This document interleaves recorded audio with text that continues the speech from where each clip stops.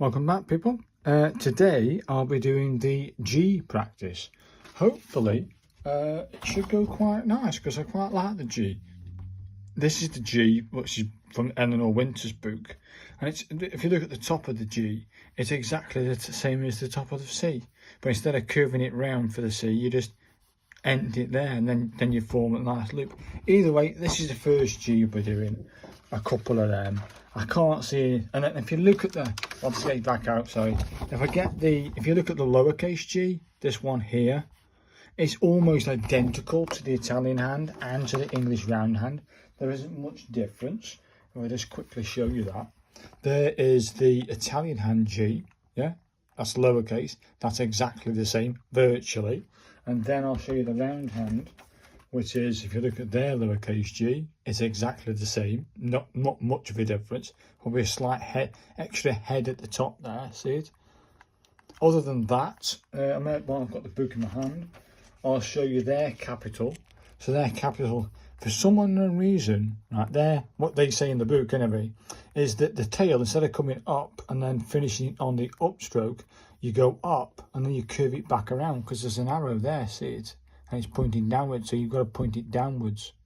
Other than this Copperplate capital, which is different to my capital, we then move to the Copperplate flourished capital G, which is almost identical to the one that I've done anyway. So I'm assuming it's going to be identical to the one I've just done. So the flourished capital in this book is identical to the first one. Either way, people, let's get started. I'll just put that back on the Italian hand, ready to go. I don't think we need to do too much. I think it's going to go hopefully without a hitch. I've already primed the nib, so we're all good to go. So does that start? Yes, it starts like this, doesn't it? It comes up and it curves in, and then you do the head. Okay, can you see this? Let's do one at this distance and I'll do another one close up. So it comes up, you come hard on it, you come around and you come up, and then I might have to go for another dip, there's quite a lot there, and then you come down hard from there down to the D line and come back up. That's quite nice actually, that's quite a nice G. Probably a little bit more, no, I think I like that one. I think I like that G, that's quite nice actually, that works for me, people. Probably a little bit more of a head. Let's go for another one. So you got sort of curve this up, so you're going to go up on an upstroke like this. Can you see? You're going to come up on the upstroke, come down, give it a bit body, come around, come off the pressure, come up, and then from that point come hard down and go in. That to me is a nice G. That's a nice G. We'll do one more of them G's because it was pretty, I do like the G. So you're going to go, if you can see this on camera, you're going to go up, you're going to curve it up, bit of pressure, a lot of pressure. Okay, that's not too bad, probably a little bit more, and then you come down hard, and there's your G. Very nice, isn't it? I kind of like that one. That's actually quite nice, isn't it? Giving it a bit more of a bigger head. Where this one, you can see the distance between these two and the distance between that. I think I prefer this one, as you can see. So I think I'll go with this G. It's quite nice. Right, let's do the lowercase g. We won't bother doing the upstroke. What we'll just do is we'll do the standard O shape. Can you see? Okay, and then you go hard down, nice, probably a little bit more of an angle and a bit more of an oval. I think what we're going to do is, again, if you can see this on camera, you're going to go up to the line bill, come around. You haven't really got to finish off the line, the circle itself. Just come to the top of the line, you're going to finish it off with this. And that'll do you, mate. Happy days. probably a bit lighter, but I think I like the lowercase g. I'm going 1 for 1 on the ratio, which you can do that. So you can see, that's it. You must be able to see it.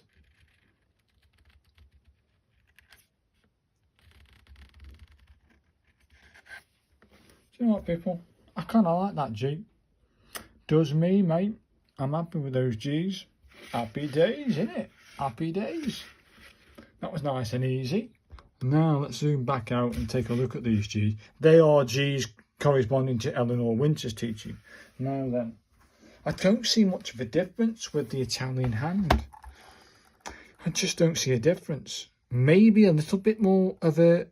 See, you might have got oval where this isn't quite an oval. If you look very closely at it, it's got more of a tighter body. Let's try the tighter body. This is what they call the Italian hand. Let's try a couple of those tighter bodied G's. So it's gonna have to go like they're doing like a one stroker again. They're saying one stroke. Let's have a look. Yeah. It's going to have to start at this thingy here.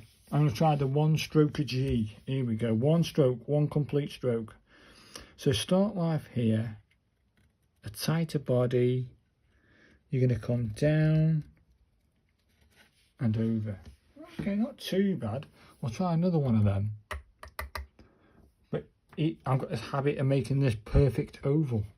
Let's try another one, but well, I did that there, but it won't matter. No, I think I'll just stick it with that, ain't it? I don't see much of a difference. I've got this habit of doing an oval. And then you're going to do down. Not too bad. That's a bit of a thingy. I think if I can curve it up a bit more, I think I've got this Italian hand G. So what I'm going to try and do here is go up, come tighter up. I don't know, it's just almost identical. I'll just stick with that G. There isn't much difference between them, so no need to do that one.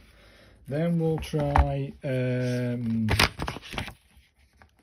English round hand. Look, it's virtually identical. There isn't much difference within the G. So we're going to bypass that, people. I'm not going to bore you with that G. I'm not even going to attempt it because it's pointless. Okay, let's try this G, the capital G.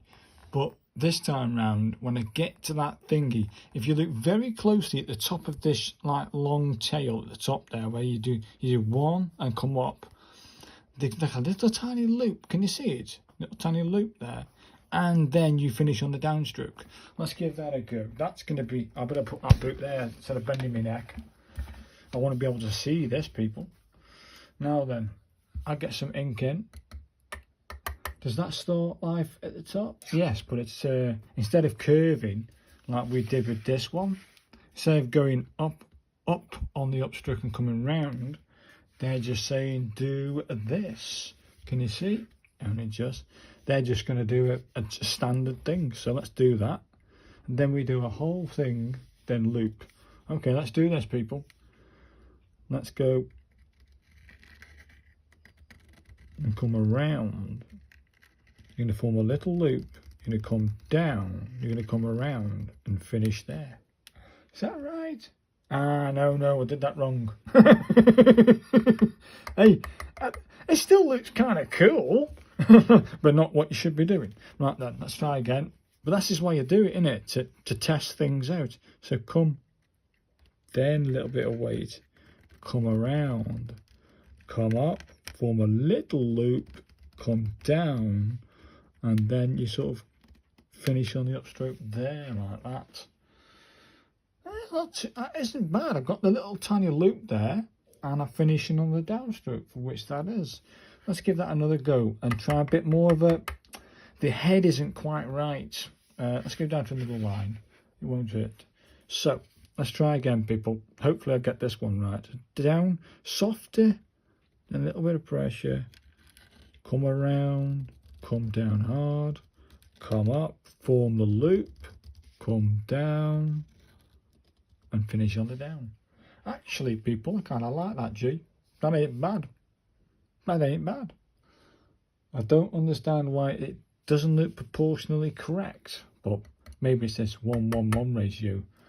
At the moment, it doesn't look too bad. I think this arc could have been a little bit tighter. This could have been a bit tighter to this. Let's try another one, because I need to try and make that look better. So down, little bit of pressure, come up, form the loop. That's getting it, isn't it? That's a little bit better. It is tighter, but I think I've come a bit too close now. Okay. This is why you do it, isn't it? This is why you practice. So let's try again. Same with their version of a capital. I mean, it's not far off what you're doing anyway. Form a little loop, come down. Do you know what, people? I think I might add that. That's quite nice. That's quite nice. But again, their arc is quite pronounced. Try again. I don't mind trying again, people. So come down, a little bit of pressure. Pronounce that head. Form a little loop. Come down. And finish on. I think I might have that, people. I love that G. I think we'll do one more, because I snagged the paper. I don't like snagging the paper. Go it again. I think once you get used to doing it this way with a little tiny loop,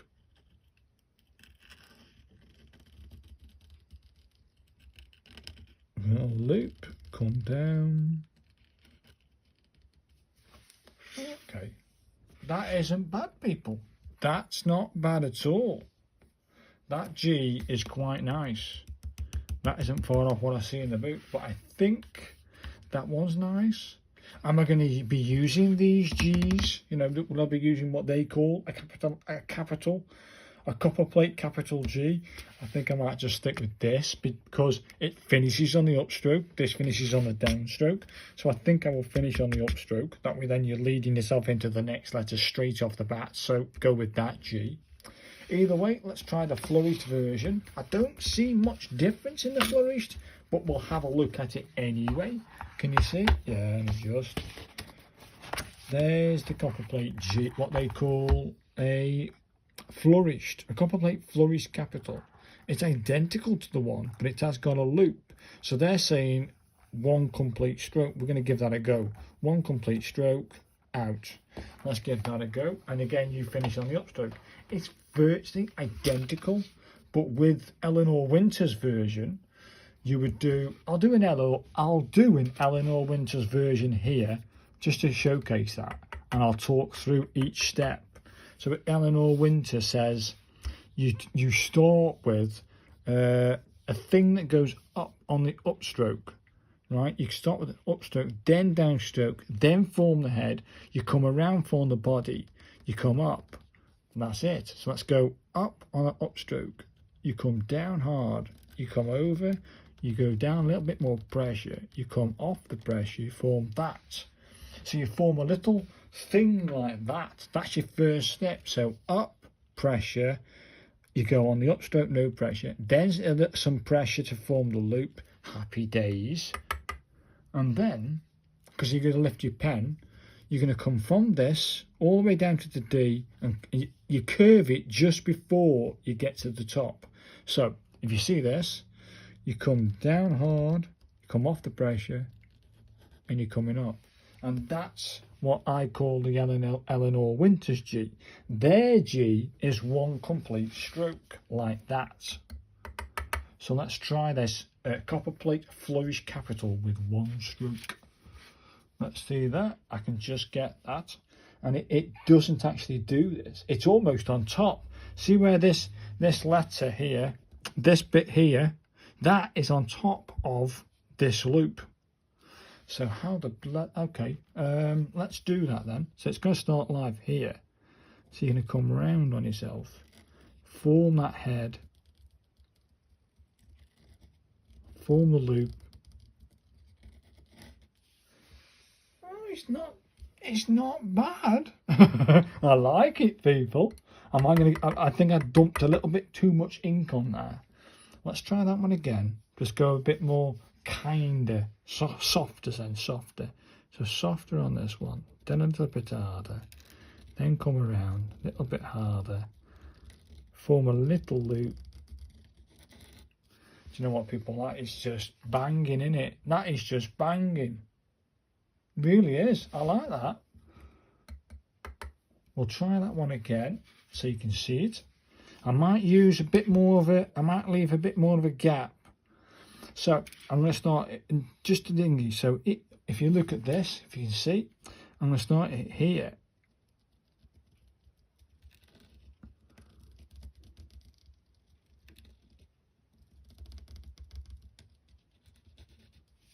Oh, people, I like that. That isn't bad, actually. That's not a bad G. It is on top, which it is, and I think it is set back a little bit, so this head needs to be pronounced past this starting line. Just slightly. So let's try that one again, but I think that's a bit too small, the head. Try again. So you start life here, go nice and soft, then a bit of pressure, come over, come down, form the little loop. Oh, people, that's it. That's it. There's the G. I'm loving this G. Let's do a couple more then, because I need to practice a couple more then. Not too many, people. I think I've done enough, but we'll do it again because I need to practice this kind of G. Well, I like it. Let's do. Did it all one stroke? Of course I did. So down hard, come over, pronounce it, form a little loop. Oh, look at that, people. I need to come off this and start curving about there, halfway down the X. If I curve it on that X line in the center and start curving downwards, I think I'll get a better curve. I think I'm going too much to the bottom. Let's try that. So, softer bill, then a little bit harder. Pronounce it back, start curving it around, bill, then forming this, and then over. This, again, the height of this needs to be about there. The height of that needs to be there. Oh, righty. I don't mind. Let's do it again, people. So we can see that, can we? So down a little bit. This needs to be pronounced. Start curving it there. Up. Form the little loop. Oh, I think I need to adjust this section here where it starts to curve up. Here, I want to start curving about there and come up. Let's try that one. I can see it's getting bottom heavy again. So let's try again, but this time around with thingy. So, soft, little bit of pressure, come over that thing, Bill. Start curving it round. Yeah, we're getting it. One more try, people. I'm liking the G. It's getting there. It's getting there. Let's go with a... Can you see? Yeah.